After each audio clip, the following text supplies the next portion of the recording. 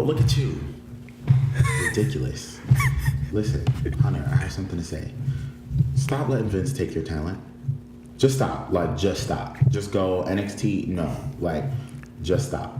Because, see, we get stuff like the Viking experience.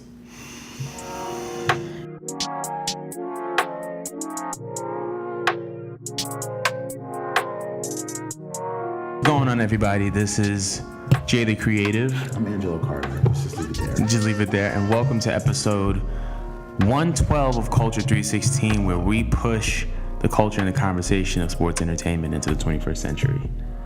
That was cute. I didn't know we had a new thingy now. That's been in the bio for you. I just felt like we should be saying it. So I was just like, let me just say it. Okay. Just bust it out. Whip it out. Excuse me. Pause. We got new... We whipping it out. Pause. You're weird. But anyway, this week was a very eventful week in WWE, to say the least. And the first event that made it eventful was a Superstar Shakeup. Yeah. This is kind of like a traditional thing now. 2 weeks after WrestleMania, people go to Raw, people go to SmackDown, and we have the full rosters of each one. So do you want... Well, not the full rosters. Just the full... People who moved. People who moved, essentially, yeah. So I'm going to start with, do you want to... I could do the Raw Superstars, and you can do the SmackDown Superstars. So for the Raw Superstars, we saw AJ Styles, The Miz, Ricochet, Aleister Black, Eric, and Ivar, now known as the... Hanson and Rowe. Hanson and Rowe. I have no idea who we're talking about. Who they were formerly known as the War Raiders. Now they are known as the Viking Experience. Andrade, Zelina Vega, Rey Mysterio, Jimmy and Jey Uso, the Usos, Naomi, EC3, Lacey Evans, Eric Young, and Cedric Alexander, who is coming up from 205 Live. Now, if you notice, Eric Young was brought in as a solo wrestler, which means that the faction known as Sanity is no more. I thought that was a very interesting move. But on to the SmackDown new superstars. SmackDown Superstars. The biggest acquisition, I think, on SmackDown, Roman Reigns has moved. Absolutely. Which is a very interesting move, which we'll discuss in a little bit. Elias, another one, which is interesting too. You know, Elias has been on Raw since 2017. So since he got called up, it'll be very interesting to see him on a brand new brand, new environment, new people. Finn Balor, we got the Intercontinental Champion, so I was right. My prediction of singles champions swapping brands. Samoa Joe, I'm going to assume, is going to be on Raw. There was rumors that he had the flu. Right. I think, yeah. Lars Sullivan, I don't really care, so yeah. Ember Moon, I think Ember Moon should have went to SmackDown when she first got called up. Yep. But this is very good for her. I think SmackDown is going to give Ember more opportunities to shine, even though SmackDown sometimes will go a whole show with like one women's segment or like the women talking and that's it, no matches. Hopefully that changes. In a very surprise move, Bayley. Yeah. The Boston Hug Connection is officially no more. Bayley is officially a SmackDown singles competitor, which is interesting. We'll discuss later on. Kairi Sane has come up from NXT. I read the NXT spoilers because I don't always get a chance to watch. So I knew that this was going to happen. I thought she was going to come up with Io Shirai, but she in fact is the tag team with Asuka, the tag team that Paige was teasing last Tuesday, SmackDown. Which I'm pretty sure they pretty much thought of the day of. Yeah, let's put these two together. Coming from 205 Live, we have Buddy Murphy. I'm excited about that. I mean, that's a great acquisition. He's somebody who probably he completely reinvented himself. Had a great run with the Cruiserweight Championship, and yeah, Liv Morgan. We have split up the Riot Squad, which is really sad. I thought that if they were going to split them up, they would put Sarah Logan and Liv Morgan on one brand and Ruby Riott on another brand. Yeah. But Liv Morgan, I hope she gets an opportunity to shine. I love Liv Morgan. I think she's so cool. I got to meet her. She's really nice in person. She really does have like a thick New Jersey accent, and it's so fun. Like when I was talking to her, I was like, dude, like you really sound like you're from New Jersey. Like I always thought she sounded like, you know, like regular like person. No, like she has a really thick She's from accent. Jersey, yeah. You can tell. Uncle Bob and Chad Gable were split up. So Uncle Bobby Roode will be on Raw, and Chad Gable is now back on SmackDown Live, which I thought, again, was a pretty interesting move. I'm glad that they turned them both heel before the brand split, or before they got split up, because now we have a heel Bobby Roode and a heel Chad Gable. Yeah, but they could just turn Chad back babyface. Like, oh, he's on SmackDown now. That was on Raw. Once he comes out on SmackDown and actually does something heelish, I'll believe it. I don't believe it right now. Right. Apollo Crews. They failed Apollo Crews, honestly. But, I mean, he doesn't really have, like, charisma like that. Like, I wish he had more charisma. But they failed him. He should have done more. Mickie James is back on SmackDown. She came back. When she came back 2 years ago, she was on SmackDown. Yeah. Then flexed over to Raw with Alexa Bliss in 2017. Been there for about 2 years, and now she's back on SmackDown. And Heavy Machinery. With Otis and Tucker. Yeah. So, based on these lists, who do you think won the Superstar Shakeup? I think it's pretty obvious that SmackDown kind of got a better roster. I mean, if you look at the people on Raw, like AJ Styles, pretty good. Like, absolutely, AJ's done everything he can on SmackDown. It was time for him to go to Raw. The Miz, The Miz was just on Raw. I could have seen him be on SmackDown for a little bit longer. Right. I think The Miz works better on a show that's not oversaturated with a lot of stuff. Very true. Ricochet and Aleister Black, cool. I would have split them up. I would have put Ricky on SmackDown and kept Aleister Black on Raw, but whatever. But who knows? Aleister Black may just become Aleister in a couple days. Or Black. I thought Andrade was a great move. Great move, yeah. I think he'll shine. I personally would have liked to see him win the Intercontinental Championship. But I understand they don't want to play limbo with the belt right now. We could see Andrade possibly have a match with Seth Rollins. Oh, yeah. That sounds like a really good match. Naomi, I figured once the Usos were there that Naomi was going to move with them. Very true. This is good for her. I think Naomi moving to the Raw brand is like a, breath of fresh air. Naomi's been on Raw since the draft, the brand extension draft in 2016. Been on SmackDown, I'm sorry. Did I say that? Yeah. Yeah, Naomi's been on SmackDown Live since the brand extension draft. So, that's a pretty good move for her. A lot of these moves are really good. But I think SmackDown is better. Look, Roman Reigns. Yeah, Roman Reigns alone is just definitely like a power move. Add in Finn Balor. I also feel like SmackDown has the stronger women's division. Yeah, they do. Considering that they had like a segment. Essentially, Becky is playing both brands because she's a Raw and SmackDown Women's Champion. Charlotte is still on SmackDown. Yeah. Bayley is now on SmackDown. Ember Moon is now on SmackDown. Who else? Then add in the fact that the Iconics, who are the tag team champions, are going to be they're going to be on both brands. Yeah, and then you have Mandy and Sonya, and then you have Asuka and Kairi Sane, and then you have there was another team that was like in that mix. It escapes me at the moment, but I feel like SmackDown definitely has the more stacked women's roster. And then you have Liv Morgan as a singles competitor. There's a lot of opportunities for a lot of good matches and a lot of good storylines and a lot of potential to develop the women's tag team division more so on SmackDown than they are on Raw. Mm-hmm. I do believe that Paige serving as a manager for Asuka and Kairi Sane is probably one of the smartest things that has been done over this past 2 years. We don't know if it's true, but obviously the language barrier has been something of concern pertaining to Asuka. The fact that Kairi... Everybody Japanese. Asuka, Shinsuke Nakamura, right. Kairi Sane, Io Shirai. Absolutely. And the fact that they've kind of brought in Paige, who is great on the mic. We've seen her do great managerial work as a general manager as well as for Sonya and Mandy. This is just definitely a smart move.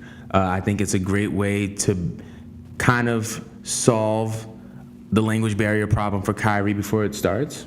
And another way for Asuka to be heavily involved in something that is major and kind of have that, reinstate that mystique about her by not, giving her as much to say or whatever the case may be. Here's the thing. There should have never been a language barrier. There shouldn't have. Because Asuka worked in NXT. And it's not even like a Bayley situation where, her thing is going to work here in NXT with a smaller crowd, but it may not work on the main roster every night or every Monday night, Monday Night Raw, at every live event. It may not work. Asuka was a silent killer. She said 3 words. She said nobody's ready for Asuka, right? She said 4 words. That was it. She'll say something really fast in Japanese that sounded really cool, and that literally should have been Asuka's character. Like when she came up, that was what happened, and then they made her lose.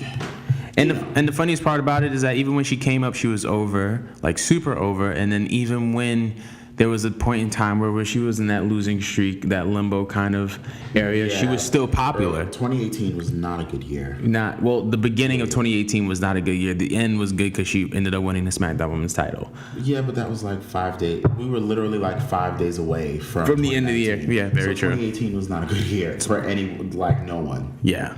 But I mean, hey, I just felt like SmackDown right now benefited the most from the superstar shakeup. Once again, rumors are rumors. We don't really know what's happening as far as Samoa Joe is concerned. I think it's pretty obvious. I think it's pretty obvious that he's probably going to end up on Raw. It would be interesting, though, to see some type of Samoa Joe Finn Balor match. China champion versus champion non-title. I think that would be something that's pretty dope. Yeah, I think it'll be a pretty dope match. I'm more interested in seeing Finn Balor fight against people he's never fought against before. Absolutely. Him and Mustafa Ali, perfect. That was a really good match. Perfect match to start off Finn Balor's career on SmackDown. If you want to keep Luke Gallows and Carl Anderson, which I highly 100% think that they're going back to New Japan once their contract is over. Yeah, if you want to keep them, you just put them back with Finn Balor. Do the Balor Club storyline, turn Finn Balor heel, have Finn Balor go for the WWE Championship. Go if you're gonna go in with Finn Balor on SmackDown Live, go all in. Absolutely. I also feel like with Finn being on SmackDown, there is just like a lot of opportunities for just really exciting matchups, and I'm really looking forward to Finn Balor versus Buddy Murphy. Oh my good God Almighty! Yeah, I don't get me started on that because there's just so many matches. All right, so going from one eventful moment in time in the WWE. Well, before we go there, I just wanted to address there are a couple superstars that we do have in limbo. Really quickly, there's Bray Wyatt, Bird Box. Oh yeah, we don't even know what brand he's gonna be on. Bird Box. What's going on? I don't get it. Samoa Joe. We kind of know what's going on. Sami Zayn, is he on Raw? He's Raw. Is he? Okay. Nikki Cross. Killian Dane. Alexander Wolf. Alexander Wolf asked for his release. So I don't know if he's going to Did he ask for his release? Or did he just say goodbye to Sanity? Because there were two conflicting reports. No, Killian was the one that said goodbye to Sanity. Alexander was the one that said that he was asking for his release. So yeah, I don't think that it was a matter of... I think that Killian, whatever brand Eric left is what they're on. So I think Killian Dane is still on SmackDown. Alexander Wolf would be on SmackDown. Nikki Cross was last seen on Raw. So I think that... And she wasn't on SmackDown this past week for anything. So I think that she's on Raw. You checking? Yeah, he's still under contract, so there's nothing. He didn't ask for his release. His statement was, as they're assuming that his statement was like goodbye to Sanity, but he didn't formally ask for his release yet. Okay. Who knows? But yeah. But anyway, moving from that into another eventful thing or topic of the week, I guess you can say. Once again, these are rumors, but it was rumored that Sasha Banks nor Bayley, they did not receive the loss of the tag team titles at WrestleMania 35. Well, there were reports, not confirmed, of tantrums and all these things. And the result of that was an internet backlash of Sasha Banks and even Bailey being called crybabies, being called soft, drama queens, overrated. And, they also reported that WWE has given Sasha Banks time off to think about her future. Because she tried to quit WrestleMania weekend. Yeah.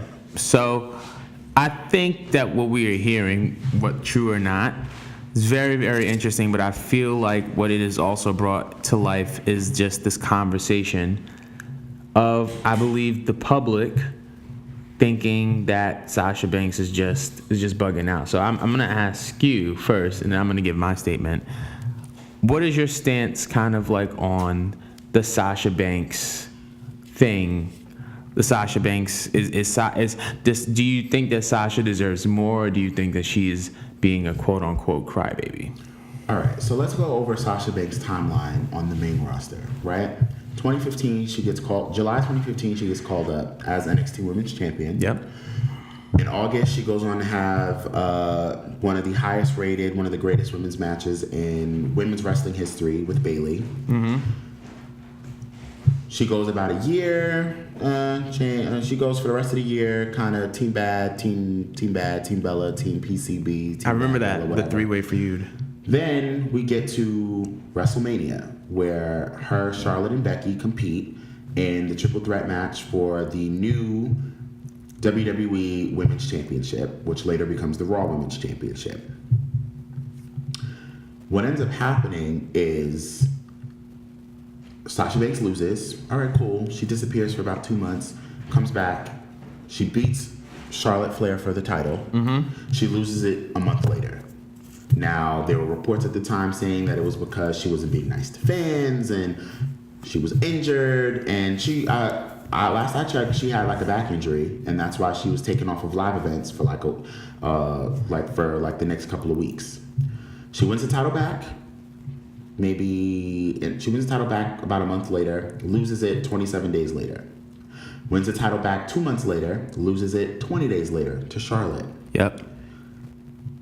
She kind of flounders a little bit, has a WrestleMania, gets pinned by Charlotte WrestleMania. SummerSlam 2017, defeats Alexa Bliss for the Raw Women's Championship to lose the title 8 days later to Alexa Bliss. And does nothing for the next year and a half. Nothing. Then she has a start and stop push rivalry with Bailey that went nowhere last year. Then she's put in endless tag matches against the Riot Squad from July until January of 2019.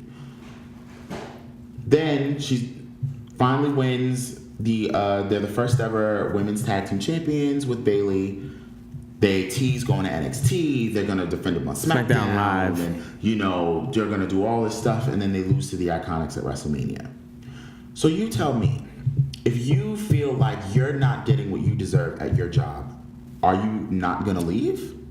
Are you not going to say, I feel like I deserve more? I work retail. I left my last job because I felt like I deserved more and I wasn't getting what I deserved. I'm a great employee. You know what I'm saying? And I felt like I deserved a full-time slot or more money, and I wasn't getting either. So I took my ball and went home, which is what you should do to stand up for yourself. My issue with what everyone is saying is they're saying that, oh, well, Sasha Banks is a crybaby. She's such a mark for herself. First of all, we're all marks. All of us are marks. Yeah. You're a mark. I'm a mark. You guys watching are marks. Everybody who went to WrestleMania is a mark. Everybody who goes to the Raw and SmackDowns every week are marks. Your kid who loves Seth Rollins is a mark. We're all marks. We all like wrestling. Stop it with the mark. It's not a derogatory term. Absolutely. It's not. It's not an insult. It's not an insult at all. I'm just one to. Oh, you're good. Oh. Go ahead. It's not an insult. At all. You know what I'm saying? That's number one. Number two, all throughout Monday Night Raw, SmackDown, whenever they go to Chicago, whenever something happens that they don't like, whose name do they chant? CM Punk. Yep. What did CM Punk do? He took his ball and went home when he felt like he wasn't getting what he deserved. He was overworked and underpushed. That's how he felt, right? That's how he felt. Remember, he's the longest reigning WWE champion. He got a match at WrestleMania. He defended and won his title at WrestleMania. He beat John Cena. He's one of the few people that can say he cleanly beat John Cena multiple times. He was Money in the Bank winner, twice in a row. Did he cash in on Undertaker? No, he didn't. He cashed in on Edge. He cashed in on Edge.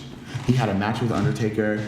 CM Punk was given all this incredible stuff. But what did he do when he felt like he was underused and overpushed? He took his stuff and said he was going home. In addition to other things, like he said that he wanted to get into new things and he was just tired of wrestling, and there were also some medical things involved. But the general gist of everything. Yeah, that's besides the point. Like, wanting to do new stuff, that's besides the point. He was 100% a wrestler at the time. He was signed to WWE, and that was it. He decided to go home, and that's what he did. And people chant his name. The Revival in January, they were threatening to leave the company because they weren't getting what they felt like they deserved. They had plenty of great matches in NXT. Now, unfortunately, 2 injuries kind of ruined them. One got injured, came back, the next one got injured, and then it was kind of like, dang, well, their push kind of got stopped. Right. But what does that mean? Countless other superstars, the Attitude Era that everybody just... Stands over so much. Do you love the Attitude Era? But 95% of those guys were marks for themselves. How do you think Shawn Michaels got all these title opportunities in those eras? Huh? What was before the Attitude Era? What's the name of it? In the early 90s. There was the New Generation. There was the Golden Era. Right. In the early 90s. In the late 80s. How do you think Hulk Hogan got all these opportunities? He was a mark for himself, right or wrong. He's still a mark for himself, right or wrong. Shawn Michaels, I love Shawn Michaels. I love him. Shawn Michaels is the hero to my hero. So I love him by extension, but I love Shawn Michaels anyway. But are we lying? Why do they say Triple H holds the golden shovel? He's given all this opportunity, but if Triple H decided 5 or 6 years ago, before he became, Papa Hunter, and before he developed NXT, and before he became a part of the business side of the company, what would y'all have said if he would have took his ball and went home because he didn't feel like he was getting what he deserved? Oh well, Hunter should have gotten this. Now here's what I'm gonna say. In addition to everything that Angelo has said about Sasha, when we're talking about the women's revolution, the women's evolution in wrestling, the 4 horsewomen are not just a cool rehashing or cool rebirth of an old name of an old faction. The 4 horsewomen are the 4 women in the WWE who started in NXT, who were the hardest workers in the room. Not only that, they were the pillars around this revolution to be built. Let's talk about the 4 horsemen, because a lot of people don't know about the 4 horsemen in WCW and NWA. Ric Flair, Arn Anderson, Tully Blanchard, amongst other people. Those are the 3 names. Those are the 3 names that are core. So imagine somebody like an Arn Anderson having short title reigns. Not being treated well, not having the quality of matches that he can. Imagine Tully Blanchard being mistreated, or a guy like Ric Flair who was being mistreated, even though they were clearly standout athletes, great performers, showed up to work every day and put in work more than any of the guys in the back. That's what we're experiencing right now in the women's division. Sasha is that. Charlotte is that. Becky is that. Bayley is that. And everything that is coming from this women's revolution is based on what those 4 women did in NXT and on the main roster. So, I don't. Hold on. Real quick. That is not taking away anything that anybody has done. even the divas in the divas era that wanted to wrestle, your Natties, your Beth Phoenixes, your Melinas, your people, your Michelle McCools, your Molly Holly, like the people who were like pinnacle to the divas era, people who wanted to go out there and wrestle. That's not taking away anything from them, but this women's division now that's going on now, this women's evolution is flourishing because of those 4 women. I just had to clear that up. Yeah, absolutely. And to be honest, and let's put this in perspective, there is no WrestleMania 35 triple threat women's main event if there's no 4 horsewomen. If there's no 4 horsewomen, if two of the 4 horsewomen are in the match. Exactly. That's 1. 2, you have to understand that these things are done in increments. It's about stewardship. So do you really think that there would be a WrestleMania 35 female main event if there was no Bayley Sasha at TakeOver? If there was no Sasha Charlotte? If there was no Sasha Charlotte in the Hell in a Cell? If there was no first ever women's Money in the Bank match? If there was no WrestleMania 32 with a triple threat between Sasha, Becky, and Charlotte? Ronda Rousey herself said that Sasha Banks and Bayley match, is one of her favorite matches of all time. Ronda Rousey herself, okay, said it, and to be completely honest, based off of those terms, we're not even mentioning the fact that Sasha Banks and Bayley willed an entirely new division into the WWE. They willed the tag team division. They willed the women's tag team division to be in the WWE. They said they bugged Vince McMahon about it all the time until he finally just gave in and said yes. They willed an entire division in. And so when you look at a woman like Sasha Banks, who has literally been in predicaments that were supposed to be just throwaway predicaments, and she's made them into main event feeling sentiments. Perfect example, Ronda versus Sasha. That was Ronda's dream match. That was Ronda's dream match, and they made it a main event feel. They made it a big fight feel. Had the triple threat at WrestleMania not have happened, that probably would have been the biggest fight feel of this year thus far. Now, I believe that you need to reward the people who have been putting in work. I believe that you need to reward those who are creating results, who are putting people over. I believe that Sasha has done that. Therefore, Sasha deserves more. Point blank, period. And you know what? Let's not even say deserves, because some people take that word and go, oh, well, no one deserves anything. Sasha Banks has earned more. Absolutely. And I saw this meme online saying some people just, they just job and they're just happy. Why can't Sasha be that person? And here's what I will say about that. Different people have different passions and aspirations. There are people who are literally wake up in the morning and just happy that they are getting in a wrestling ring. And then there are people who want to be the very best. That's it. Like, and on top of that, I don't think that it's necessarily appropriate that you're essentially telling a woman that you should be satisfied with. She's a woman. It's because she's a woman and because she just so happens to be black. Yeah, and so just being essentially just saying essentially.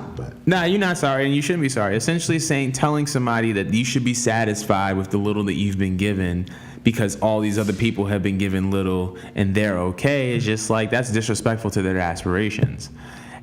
But I think that the focal point of this discussion, more so than anything, isn't necessarily about what's happening with Sasha. Once again, we don't know if what's happening is true or not. We really don't.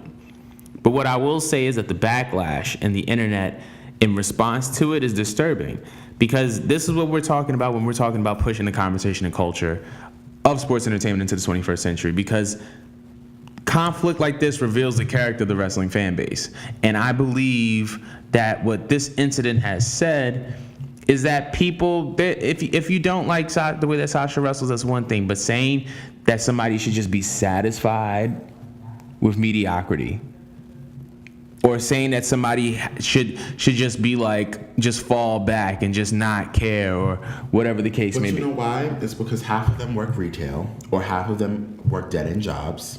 And they're forced to do 875,000 things that aren't part of their job description and get paid $750 an hour. Sasha Banks, on the other hand, gets a salary of let's say $300,000 a year. She gets to do what she loves, and she's passionate about it. These people aren't working jobs that they're passionate about. Very true.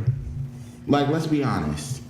So you don't know what it feels like to be passionate about something that you're working in. But yeah, like that. I think that telling a woman to just be satisfied or to just stay at a certain level I feel like it's just disrespectful.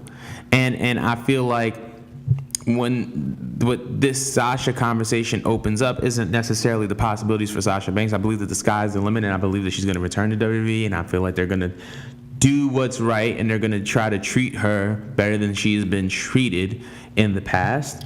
But I do give her money in the bank. Huh? I think they will too. But I feel like what this does say about the sports entertainment universe, wrestling fans around the world, is that there's still very much a section, a group of people who believe that maybe these women have been given too much. Maybe they should just be satisfied with, okay, you got your main event, okay, you got to be easy. Now look, all these dudes over here, they're cool with these 5-minute squash matches. Why don't y'all just do what they do? Like, they're cool. They're satisfied. Yeah, but they wouldn't dare tell their favorite. They wouldn't dare tell somebody like Drew McIntyre, or they wouldn't dare tell somebody like Samoa Joe or Andrade Cien Almas. And not saying that, any of these guys. They're all phenomenal. Yeah, they're all phenomenal. Yeah, you know what I'm saying. They wouldn't dare tell anybody. Any of the top guys from the 90s, they wouldn't dare tell Stone Cold Steve Austin, oh, you should just be happy with jobbing every week. Oh, really? I should just be happy with putting other people over when I want to be the best as well? I have, I've watched videos of Sasha Banks. I've, studied Sasha Banks as a wrestler. She is one of the most passionate people I have ever met. I have met her, so I can say that. She's one of the most passionate people I've ever met in my life. You can tell wrestling is her blood. Like, wrestling is her livelihood. That's how she survived. That's what she wants to do. That's what she wants to do for the rest of her life. And you can't tell somebody who has been who's been wanting to train from the time she was like 16 years old, from the time she was like 14. She's been training since she was 18, been in the business since she was 18 years old. Half of you guys don't even know how to do a freaking quarter roll. You can't tell Sasha what to do. You can't tell Sasha how to do her job. You can't tell her what to do. Only people that can tell her what to do is Sasha Banks. Mercedes Martinez, Mercedes is the only person that can tell Mercedes what to do. I can't tell her what to do. I mean, me and Sasha Banks are best friends, but I can't tell her what to do. Me and Bailey are best friends. I can't tell Bailey what to do. I'm just saying.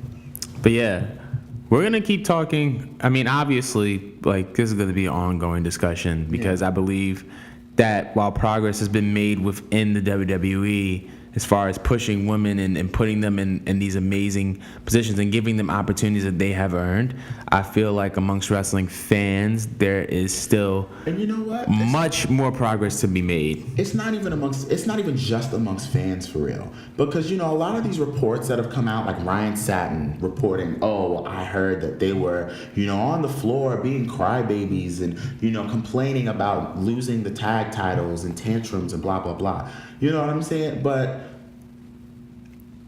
And nothing necessarily has come out to disprove his argument. Right. You know what I'm saying? But as far as I'm concerned, I don't listen to Ryan Satin. You know what I'm saying? Ryan Satin, like I've said on this show plenty of times, sometimes I think Ryan Satin has a great point. Sometimes I think he's an idiot. Dave Meltzer. I listen to Brian Alvarez. Sometimes I listen to Dave. Sometimes I feel like they have, some good ideas, good ideas, good insight. Dave has known Vince McMahon for quite some time. Yeah. But like I said, Dave Meltzer. Sometimes he has fantastic ideas. Sometimes he doesn't, and that's people in general. But my thing is, all these crazy reports coming out about Sasha, yet nobody can identify a source. So, people are saying that somebody inside WWE must have an agenda. Because there's no way all of this stuff is coming out about her now. Very true. Like, now she's a crybaby. What happened to when she lost the title 3 times in a row in 2016? She wasn't a crybaby back then. She wasn't a crybaby when she lost the title in 8 days to Alexa Bliss. So why is she a crybaby now? This is A, obviously a build-up, or B, they're milking the hell out of this, and maybe 85% of this stuff didn't even happen. And to be honest, I feel like that's sports entertainment journalism. That's a whole nother show. That's a whole show. That's a whole different show. But anyway, we want to hear your thoughts about this. We want to hear your thoughts about this topic. So feel free to comment below.